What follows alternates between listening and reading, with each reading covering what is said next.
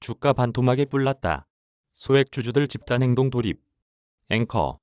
친절한 경제 시간입니다. 항상 그렇듯 오늘도 김혜민 기자와 함께하겠습니다.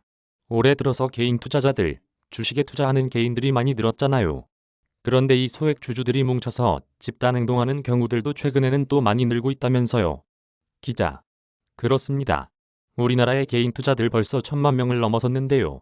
5명 중에 1명은 주식을 하고 있다는 얘기입니다. 주가가 오를 때는 사실 집단 행동을 할 이유가 별로 없겠지만 하락하는 요즘 같은 때에는 빈번할 수밖에 없습니다. 대표적인 회사가 셀트리온입니다.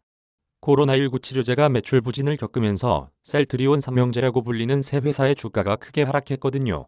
이달 들어서 시총이 11조 원 넘게 감소할 정도였습니다. 그런데도 회사가 주가를 방어하려는 노력을 하지 않았다면서 소액주주들이 비상대책위원회를 출범시켰습니다. 지분 모으기를 통해서 5천만 주를 확보하고 그 뒤에도 경영진의 태도가 바뀌지 않으면 지분을 매각하겠다고 경고했습니다. 앵커.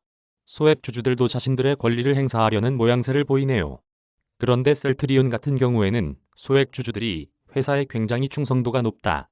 이런 얘기들이 많았잖아요. 기자. 그렇습니다.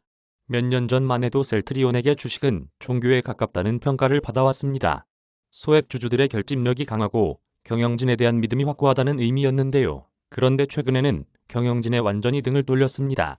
소액주주들은 5년 전까지만 해도 서정진 명예회장과 공매도와의 전쟁까지 치렀는데 이제는 배신감을 느낀다고 토로하고 있습니다.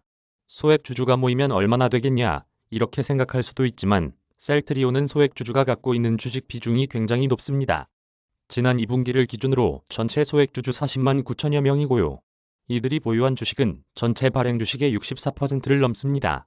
벌써 비대위가 1,400주, 그러니까 전체 지분의 10%를 모았다고 하니까 사측 입장에서는 무시할 수 없는 세력인 셈입니다. 앵커. 그러네요. 정말 무시할 수 없을 것 같습니다. 그런데 셀트리온 말고도 소액주주들이 집단행동하는 기업들이 더 있습니까? 기자. SK케미칼도 비슷한 상황입니다. 회사가 물적 분할을 추진 중인데요.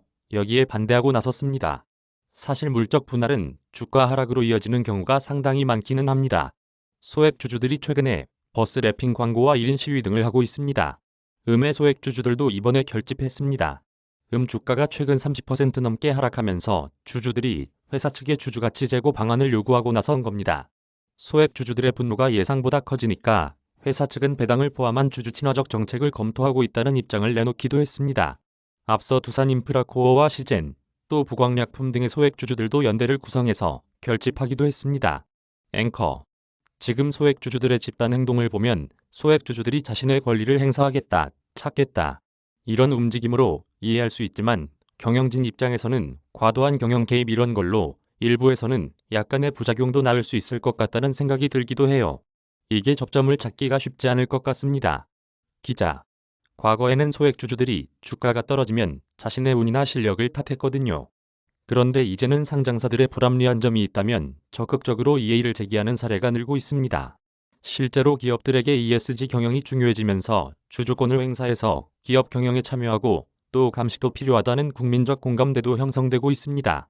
다만 소액주주 운동을 한다면서 기업의 무조건적인 주가 부양책을 요구해서 경영권을 방해한다면 회사 존립까지 위태로울 수 있겠죠.